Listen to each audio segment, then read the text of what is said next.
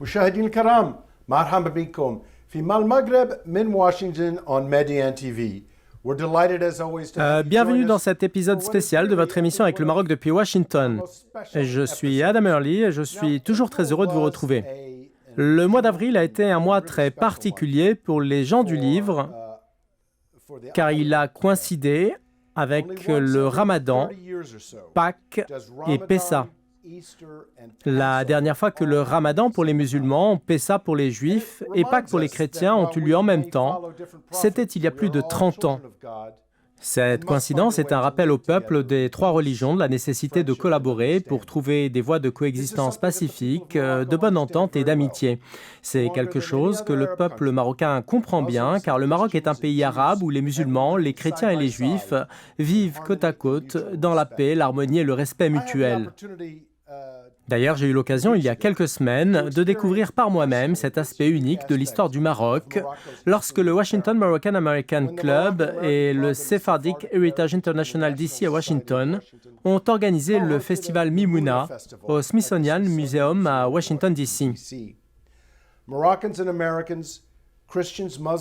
À cette occasion, les musulmans, les juifs et les chrétiens maroco-américains se sont réunis pour célébrer la Mimouna à une table d'iftar et partager des plats traditionnels du Maroc au rythme de la musique arabo-andalouse et ont échangé sur leur histoire et leurs croyances avec des centaines d'invités américains. Ce fut une leçon et le rappel que nos valeurs et notre histoire commune sont plus fortes que toutes les divisions et les désaccords. Bien évidemment, le symbole le plus puissant de cette réalité est la personne du souverain, le roi Mohammed VI, en sa qualité de commandeur des croyants. D'ailleurs, cela s'est parfaitement ressenti lorsque le roi a accueilli sa sainteté le pape François en 2019 au Maroc. Regardons et écoutons un extrait de cet accueil officiel. أشهد أن محمداً رسول الله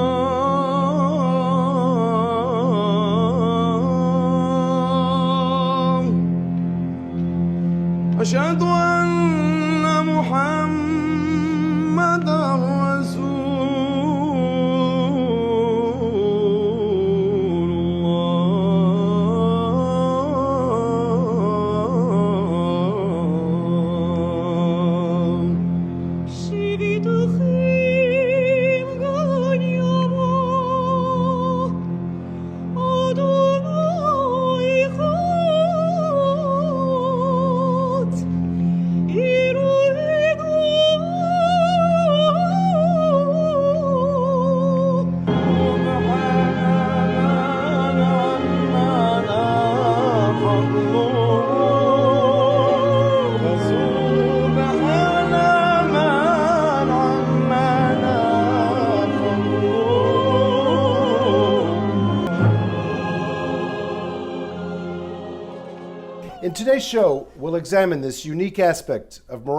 L'épisode d'aujourd'hui sera consacré à la couverture de cet événement unique dédié à l'histoire et à la culture marocaine qui s'est tenu au Smithsonian Museum.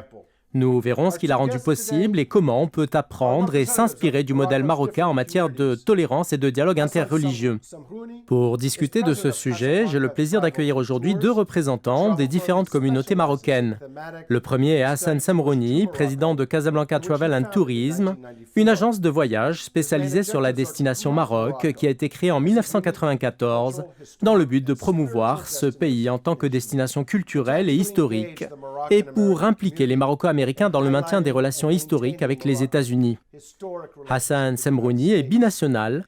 Il vit aux États-Unis depuis 3 décennies et est profondément impliqué dans tout ce qui concerne la communauté marocaine dans la région de Washington, D.C. Avec nous également Charles Dahan, un homme d'affaires, inventeur et philanthrope, qui a lui aussi la double nationalité. Il a immigré en provenance du Maroc en 1973.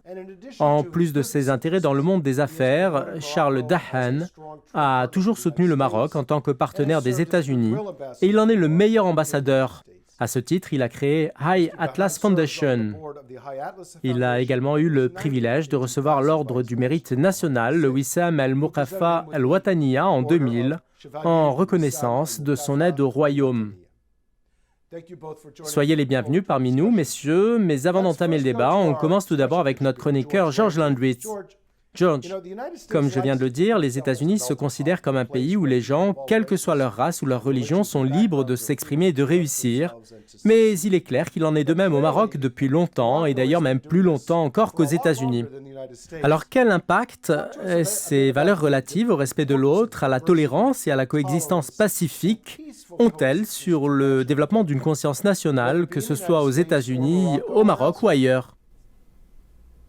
Well, you did a good job of describing some of the history that's there. Of course, historically, Morocco and the United States have been allies since before the United States was the United States.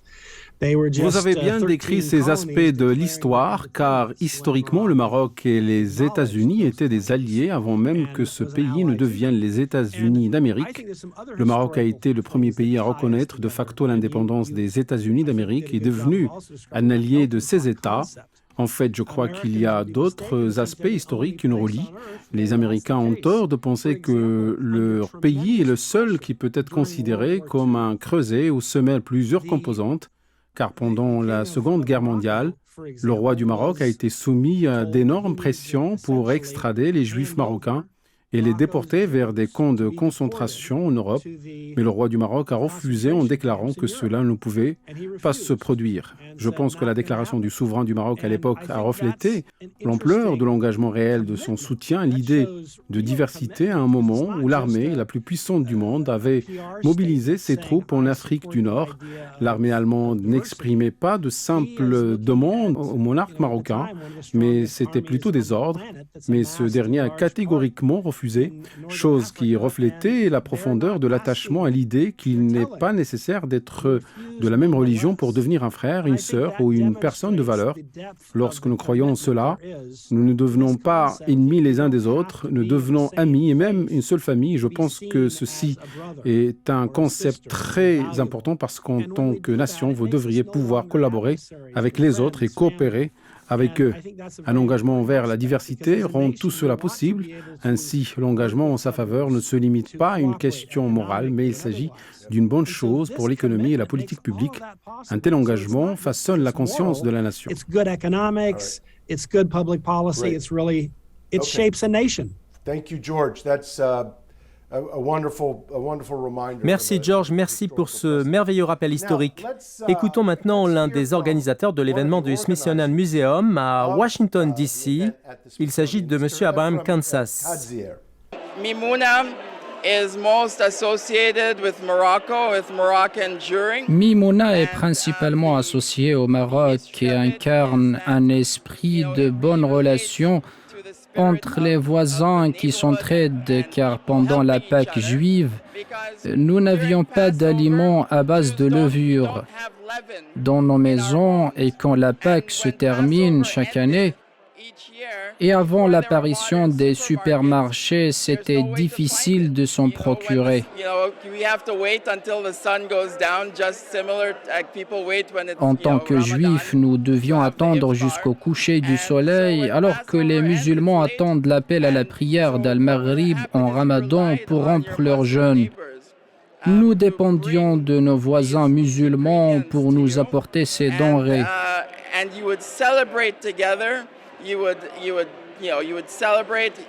Et nous célébrions ensemble en mangeant et en souhaitant de bonnes fêtes. Charles, en tant que juif marocain américain, à vos yeux, que représente la Mimouna? Plus encore, que signifie ce moment pour les juifs et les musulmans du Maroc qui le célèbrent ensemble depuis des siècles, comme vient de nous le rappeler Abraham Kansas? Mimouna has always been one of the major holiday, the best holiday. La fête de Mimouna a toujours été une grande fête. Notre meilleure fête, c'est comme la fête de Noël. C'est une célébration de la fin de la Pâque juive. Cette fête montre l'harmonie de la société marocaine. At the beginning of Passover, the Moroccan family would sell the hametz, which would be Au the food that début would de be Pâques, forbidden les familles during the marocaines 7 days of vendent leur Passover. qaq, qui est le pain des At the Juifs end à of l'occasion Passover, they du would buy it Pessah. back from the neighbors. La célébration de Mimouna est une occasion pour les Juifs marocains de célébrer cette fête avec leurs voisins. C'est une occasion où les voisins musulmans commencent à préparer des repas pour aider leurs voisins juifs à célébrer la soirée de la Pâques. Start preparing food to help us celebrate that night, and we would open our home to anybody. Lors de cette fête, les Juifs ouvrent leur maison à tout le monde sous le slogan « La porte est ouverte à quiconque veut entrer ». Cela montre un sentiment d'appartenance à la société et l'unité des citoyens, quelle que soit leur religion. That's really such a beautiful story, Charles. Hassan, that's the reality. C'est une histoire touchante, Charles. Merci de nous l'avoir racontée. Je me tourne à présent vers vous, Hassan. Vous connaissez bien ce passé commun puisque vous avez vécu au Maroc.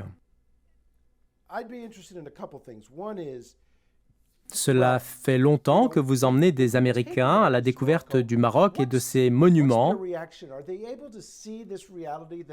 Comment réagissent-ils quand ils découvrent cette identité plurielle judéo-marocaine, une identité qui a permis aux deux communautés de vivre ensemble en parfaite harmonie durant des siècles?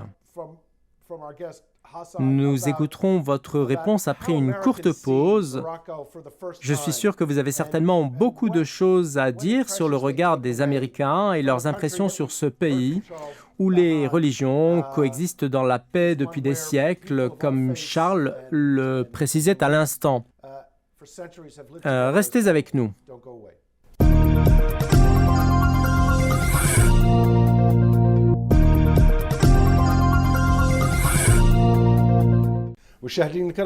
Nous voilà de retour pour la suite de votre émission avec le Maroc depuis Washington. Notre sujet porte aujourd'hui sur la coexistence religieuse au Maroc et sur la place centrale du commandeur des croyants, le roi, dans un environnement de tolérance, de compression et de coexistence. Je reviens à vous, Hassan, avec ma question sur votre propre expérience quand vous expliquez aux touristes américains cette spécificité unique de la culture marocaine. Nous vous écoutons.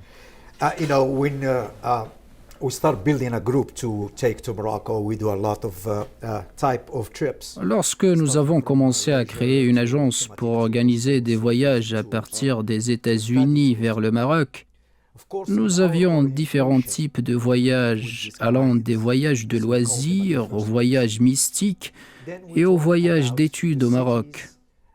Bien sûr, lorsque nous rencontrons nos clients qui souhaitent voyager, nous leur présentons les villes marocaines et les lieux qu'ils vont visiter. Et après qu'on commence nos voyages au Maroc et qu'ils visitent aussi des pays africains, arabes et islamiques, la seule question qu'on leur pose n'est pas celle liée à leur religion. Ils appartiennent à la religion juive, à la religion chrétienne et à la religion islamique.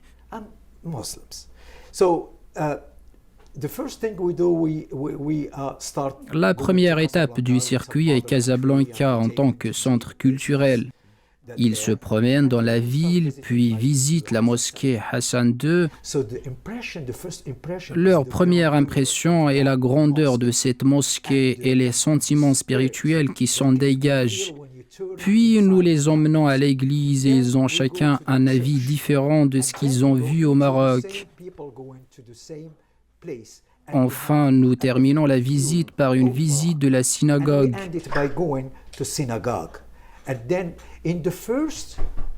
Au début de chaque voyage, je fais de mon mieux pour m'assurer que nous emmenons les voyageurs avec nous dans différents endroits. Après avoir établi des sentiments amicaux avec eux, nous les emmenons à Fès et commençons à leur parler du quartier Mellah de la ville qui est adjacent au palais royal, ce qui signifie qu'ils sont venus au palais du commandeur des croyants. next to the home of the commander of the faith. Nous leur expliquons pourquoi le quartier des Juifs était situé à côté de ce palais, car dans l'islam, nous croyons au principe de bon voisinage et que vous considérez votre voisin comme un frère ou une sœur.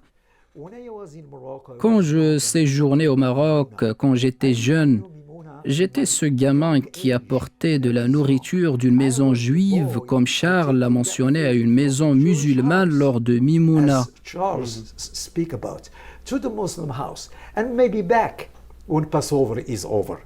Then the people Alors, and the group dans cette atmosphère, les participants au voyage commencent à parler de la foi pendant le voyage.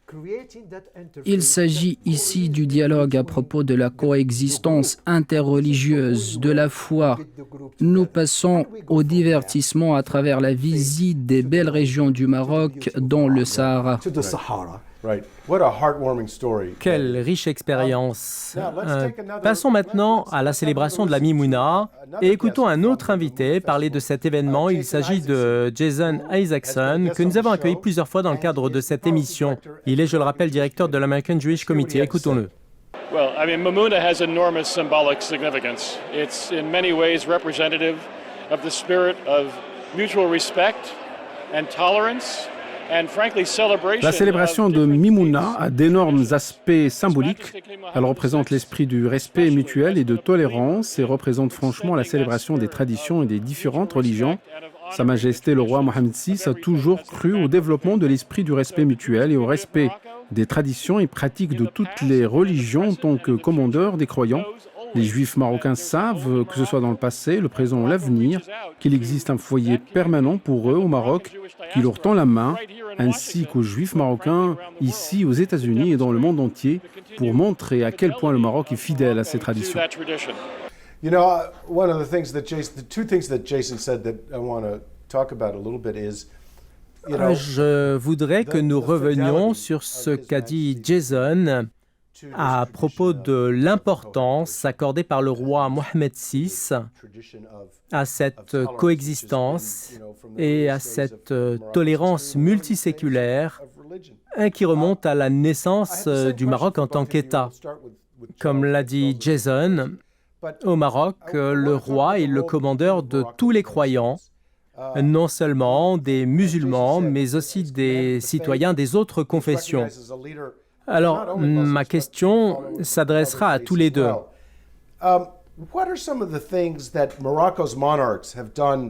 Comment le roi du Maroc fait-il, en tant que commandeur des croyants, pour maintenir ce niveau de coexistence, honorer et donner un sens à cette place unique qui est la sienne?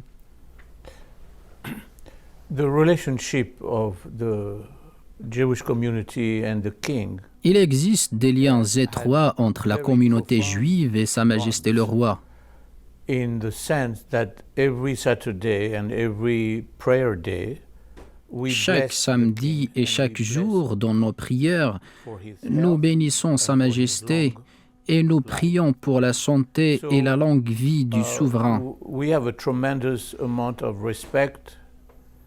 Nous avons beaucoup de respect et d'admiration pour Sa Majesté le roi Mohammed VI,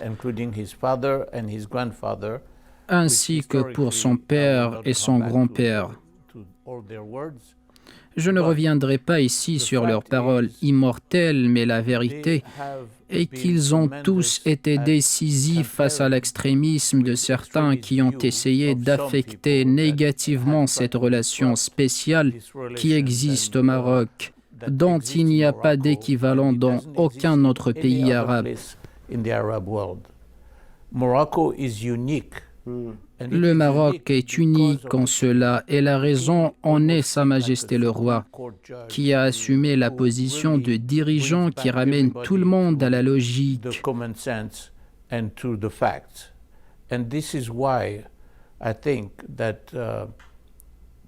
C'est pourquoi la communauté juive marocaine et les musulmans marocains ont énormément de respect inconditionnel envers Sa Majesté.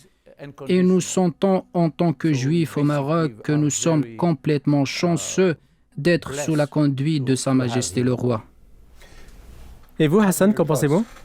Can I add more about what Charles said about His Majesty and his role as Amir al-Mu'minin? Je n'ai rien à ajouter à ce que Charles a dit à propos de Sa Majesté le Roi et de son rôle de commandeur des croyants. Nous sommes reconnaissants à Sa Majesté et à son rôle par rapport aux religions, car il nous rassemble tous. But when you look to the history of Morocco, and you look about the dynasty, the Alawi dynasty, what they have done for the faith, then the doors are open already for you. Quand on regarde l'histoire du Maroc et ce que la dynastie alawite a offert à l'islam, nous remercions Dieu Tout-Puissant pour la poursuite des politiques de Sa Majesté. So, thank God that we still have this policy taking place, and it's increasing. And what we need to do today is to pass it on to our Ce dont nous avons besoin aujourd'hui, c'est de transmettre cette politique à la prochaine génération.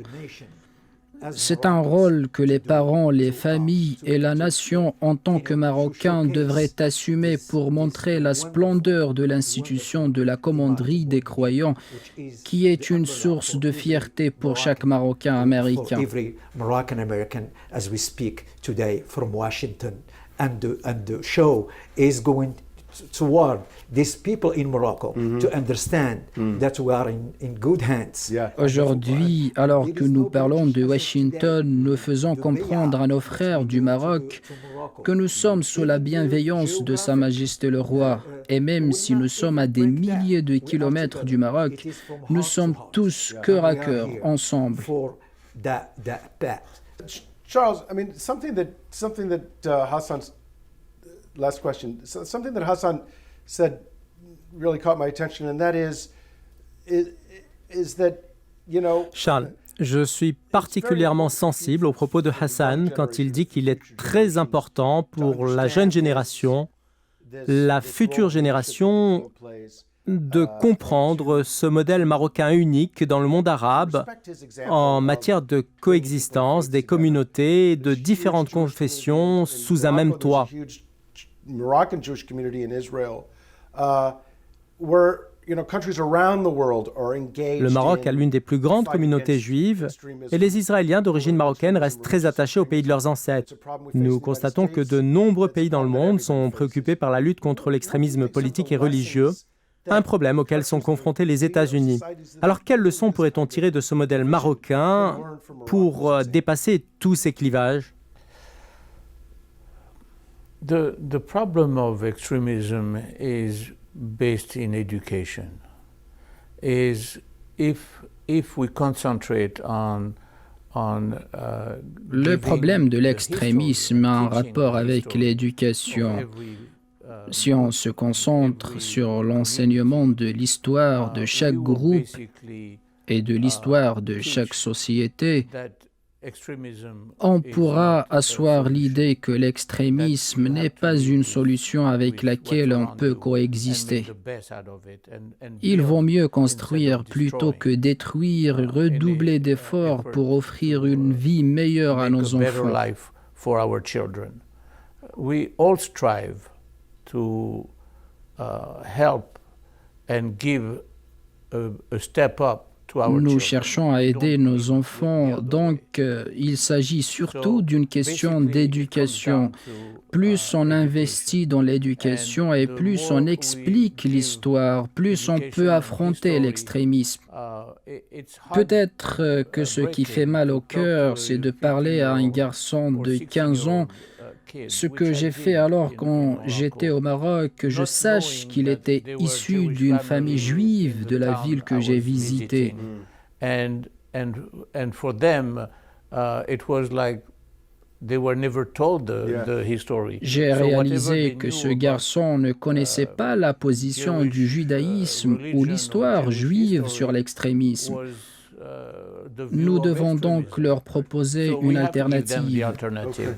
Lots of words of wisdom from our Quelle sagesse dans les propos de nos invités, Hassan Semrouni et Charles Dahan. Pour conclure, Je voudrais ajouter quelque chose à propos de cette leçon que nous donnent nos amis marocains à travers la célébration de la Mimouna. Is exactly what Charles and Hassan has said. Is that, you know, the En reality fait, of Morocco, cette réalité marocaine du partage des traditions et des coutumes entre membres des différentes communautés religieuses est unique. Mais nous ne devons pas la tenir pour acquise, car il y a un travail et des efforts colossaux qui ont été déployés pour maintenir cette cohésion. Et la personne du roi représente l'incarnation vivante de cette coexistence pacifique. Mais l'idée doit aussi vivre dans le cœur de chaque citoyen et cela dépend de l'éducation et de la compréhension de l'histoire. J'espère vraiment que cet épisode vous a apporté un éclairage et je vous demande de le partager autour de vous pour qu'il atteigne tous ceux qui n'ont aucune connaissance de ce grand pays qu'est le Maroc. Je tiens à remercier nos deux invités, Charles Dahan et Hassan Semrouni. Merci également à notre chroniqueur, George Landrit, et à vous tous, chers téléspectateurs, pour votre attention. Je vous donne rendez-vous la semaine prochaine. À très bientôt.